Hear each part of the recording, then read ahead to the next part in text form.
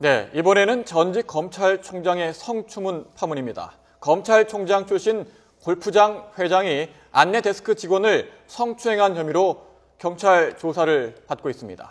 네, 우리 사회 최고위층 인사들의 성추문 사건이 끊이질 않고 있는데요. 이른바 높은 분들의 성추행, 개인 간의 불미스러운 일로만 볼 일은 아닌 것 같습니다. 네, 이번 사건을 단독 취재한 사회부 한동호 기자와 박지훈 변호사 나와 있습니다.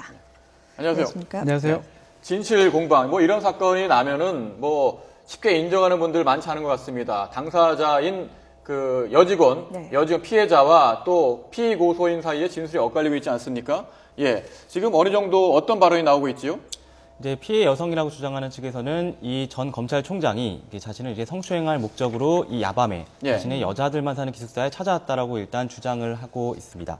하지만 해당 검찰총장 측에서는 이 해당 직원이 이제 퇴직을 한다고 이렇게 얘기를 했었기 때문에 이를 만류하기 위해서 그리고 위로를 하려고 갔기 때문에 별 문제가 없었다라고 주장을 하고 있는데요. 양측의 입장 먼저 들어보겠습니다.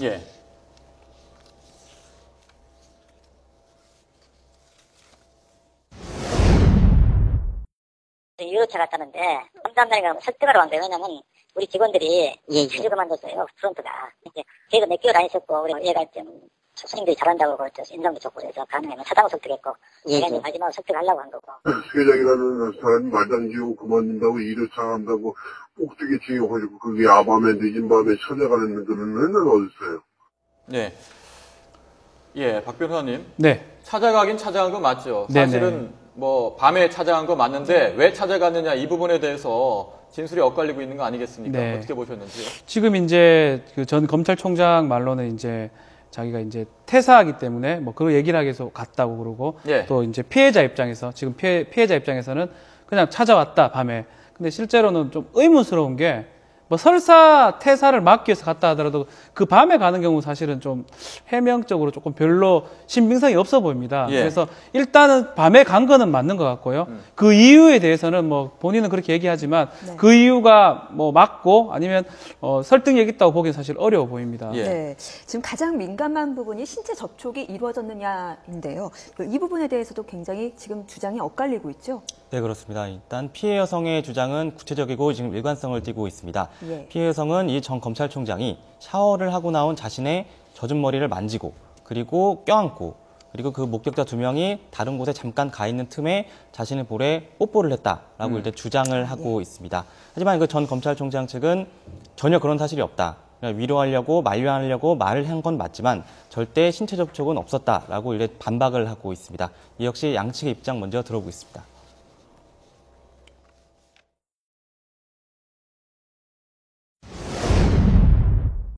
프론트 여직원 셋인데 거의 다 같이 있었으니까 한 자리에. 그래서 거기서 잠깐 얘기했고 무슨 자정? 천만에 왔으면 10시 전에 가고 아마 10시쯤 들어간 것 같아요. 10시 전에 나왔을 거예요. 들어와서 그런 추태가 시작되는 거였죠. 가서 왜 안 나오냐. 한 30분 이상을 사원장에 같이 있었던 거예요. 나한테 뽀뽀도 안 해주니 이런 얘기 저런 추태를 막 부리는 거였어요. 네. 뽀뽀라는 말이 이런 데 쓰이는 건지 참 알 수 없습니다만은 별로 듣기 좋지 않네요. 아무튼 지금 그 방 안에서 어떤 일이 벌어진 건 사실인데 발생한 일의 성격을 놓고도 지금 계속 엇갈리고 있지 않습니까? 목격자도 있었던 것 같고 그런데 양측의 주장이 엇갈릴 때는 이제 수사 과정에서 진실을 드러내야 될 텐데 어떻게 수사를 해서 어떻게 밝혀낼 수가 있죠? 이런 성범죄 같은 경우는 이제 밀폐된 공간에서 하는 게 대부분이거든요. 그러다 보니까 피해자 진술이 가장 중요한 증거가 됩니다.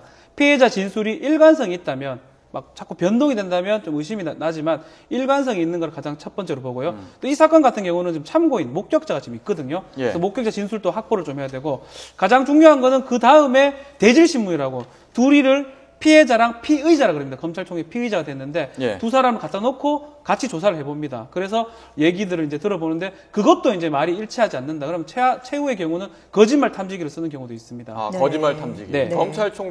전직 검찰총장도 거짓말 탐지기 조사를 받을 수 있다는 말씀이죠? 수사기관 입장에 봤을 때 피해자 말이 잘 맞는 거 상당한 신빙성이 있는데도 불구하고 계속적으로 거짓말 하는 것처럼 보인다.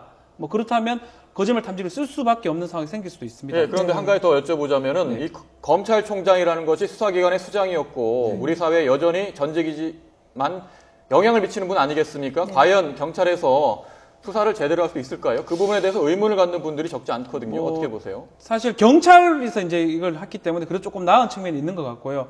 또 사실은 또 추행죄라 하는 게 이게 사실 해석하기 좀 나름의 측면들이 많거든요. 그러다 보니까 수사함에 있어서 조금 뭐 완벽하게 하는 거는 조금 어려운 측면도 있지 않겠나 생각이 좀 듭니다. 네, 피해자 진술 하나만으로도 괜찮은 건지. 왜냐하면 성추행이라는 게 사실은 보면 그 피해자가 뭔가 성적인 수치심을 느끼면 성립할 수 있다라고 알고 있거든요. 이제 그거는 성희롱이라고 하고요. 성추행은 직접 접촉이 있어야 됩니다. 그래서 추행이라는 건 성적 수치심을 야기시킬 수 있는 행동인데 이제 우리가 소위 말하는 강제추행죄라는 게 있습니다. 형법에 말하는 강제추행죄는 폭행 협박을 이용해서 추행을 하는 걸 말하고요. 이 사건 같은 경우는 폭행 협박은 있었다고 보기는 어렵기 때문에 이건 업무상 위력 등에 의한 추행죄가 됩니다. 그래서 업무상 고용관계의 어떤 위력을 이용해서 본인이 추행을 하는 경우거든요. 그래서 이제 이 경우는 형이 조금 낮아요. 2년 이하의 징역 또는 300의 벌금이거든요. 그래서 이제 그 강제추행은 10년 이하의 뭐 징역 또는 1,500의 벌금이기 때문에 그거보다는 좀 낮게 아마 처벌될 수가 있습니다. 한 기자. 궁금한 게 한 가지 더 있는데 이 사건이 지난해 6월 발생한 거 아니겠습니까? 1년 반 정도 지난 이 시점에 왜 고소를 했는지도 궁금한데요. 피해 여성의 주장에 따르면은 이 2차 피해가 우려됐기 때문이라고 말하고 있습니다. 이 피해자의 가족 중에 한 분이 이 골프장 관련 이쪽에 종사를 하고 있기 때문에 이 일이 터지게 되면은 이 가족한테 불이익이 갈 수 있겠다 이렇게 얘기를 하고 있습니다. 근데 이게 어떤 과정에서 이제 그 피해자의 아버지까지 알게 되면서 이 피해자의 아버지가 이제 많이 이게 격분을 했었고 그래서 이제 수사기관에 이제 고소장을 제출하는 이런 과정이 이제 1년 반 동안 이게 걸쳐지게 된 거고요.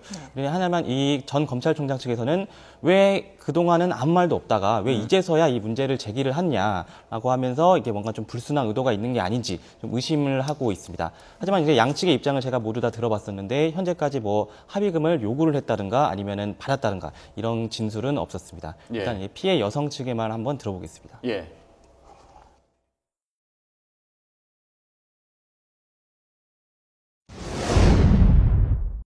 부자 코스 만드는 그런 기술자예요. 그러다 보니까 그쪽 아빠 쪽에서 그 피해가 갖고 와 얘가 아무것도 안 얘기 안 하고 그래서 그걸 자기가 숨기고 그냥 지나갔더라고요. 다시 이게 1년이 넘은 세월에서 그것이 다시 그런 행동을 또 보이는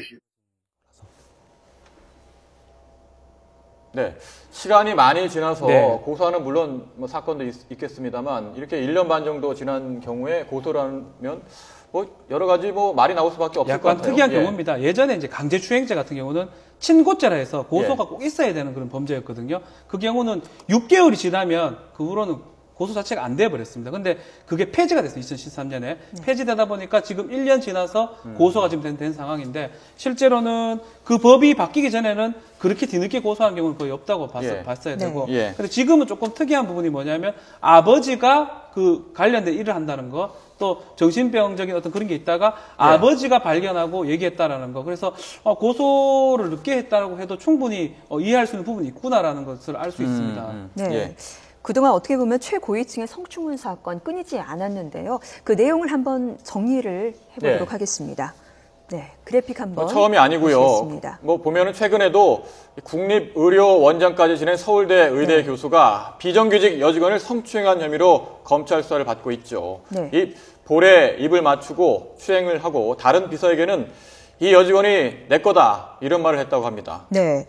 그리고 또 박희태 전 국회의장. 골프장 캐디를 성추행한 혐의 받았습니다. 딸같이 예쁘고 귀여워서 가슴을 한번 찔러봤다고 해서 재판을 받게 됐고요. 윤창중 전 청와대 대변인 대통령을 모시고 해외 순방을 나갔다가 여자 인턴을 성추행해 물의를 빚었습니다. 생일인데 아무도 축하해주는 사람이 없다, 외롭다 뭐 이런 말을 했다고 합니다. 공통점 말이죠. 높은 지위를 가진 분들이 아랫사람을 이렇게 어떻게 보면은 뭐 괴롭힌다, 성적으로 괴롭힌다, 지위를 이용해서 영향력을 행사하려 한다. 이게 왜곡된 형태가 아니냐 이렇게 볼 수 있지 않겠습니까? 계속 말하지만 강제로 만약에 추행적인 행동을 한다면 강제추행죄가 됩니다. 이건 좀 형이 좀 높습니다. 근데 어떤 위력을 이용해서 어떻게 그 사람이 어떤 피해자가 반박할 수 없는, 반항할 수 없는 그런 상황을 해서 추행을 하는 경우 예. 이런 것들을 성폭력 범죄 처벌 등이나 특례법 위반인 업무상 위력 등의 추행죄가 되거든요. 예. 네. 그래서 이제 요 경우에서 뭐 지금 박희태 전 의장 같은 경우는 고용 관계가 아닙니다. 그래 툭 찌르는 것 자체도 사실 폭행, 우리 기습 폭행이라, 기습 추행이라 그럽니다. 요거는 힘의 대소 강령을 불문하고 그 자체가 추행죄가 돼서 강제 추행죄로 처벌되는 거고요. 손녀 같아서 뭐 이렇게 했다고 하는데 툭 찌르는 것 자체가 폭행이 돼버리거든요. 그래서 그거가 범죄가 되는 거고 나머지 부분들은 업무상 고용 관계가 있기 때문에 업무상 위력 등에 의한 추행죄가 됩니다. 예. 이번에 의혹의 대상이 된 전직 검찰총장도 발언 가운데 손녀 같았다 뭐 이런 말이 나와서 이게 뭐 손녀라는 말을 이런 데 써도 되느냐. 딸 같다, 뭐 딸 손녀 같았다. 같다. 뭐 손녀 손녀가 같았다. 딸 같으면 더 안 그래야 되는 거 아닙니까? 예. 그렇지요. 그런 생각이 듭니다. 예. 네. 현장에서 이런 피해를 입은 분들을 뭐 만나본 적도 있을 텐데 취재를 하다 보면 말이죠. 어떤 어려움을 호소하고 있습니까? 네, 이번 사건의 이게 피해자 같은 경우도 이 사건이 있은 직후에 이제 회사 내부에 문제 제기를 했습니다. 아, 이렇게 회장님께서 나한테 이런 행동을 했는데 이거 회사에서 조치를 취해줘야 되는 거 아니냐. 예. 하지만 해당 상관 측에서는 뭐 회장이기도 한데 이걸 좀 문제 제기하는 게 좀 부적절할 수 있지 않겠느냐 하면서 덮어라. 라고 이게 주장을 했다고 합니다. 그래서 해당 여직원은 결국 이 사건이 있은 직후에 이제 일주일 뒤에 퇴사를 하게 됐습니다. 예. 그리고 이 피해 여성 측의 이제 가족 같은 경우도 이 골프장 관련 일에 종사를 하고 있기 때문에 이런 2차 피해에 꾸준하게 이게 노출될 수밖에 없는 게 이 가불 관계에 있어서의 이 성추행 피해라고 할 수 있겠습니다. 예. 지금 중요한 점을 지적한 네. 것 같습니다. 이 회사 내에 뭐 회장이란 분이 있는데 어떻게 뭐 성추행을 당하더라도 뭐 항변하기 참 어려울 것 같아요. 예. 이게 지금 사실은 혐의가 확정된 게 아니기 때문에 뭐 말씀드리기가 좀 곤란하지만 예. 실제로 만약 이게 진짜라면 하나가 있을 게 아닌 것 같아요.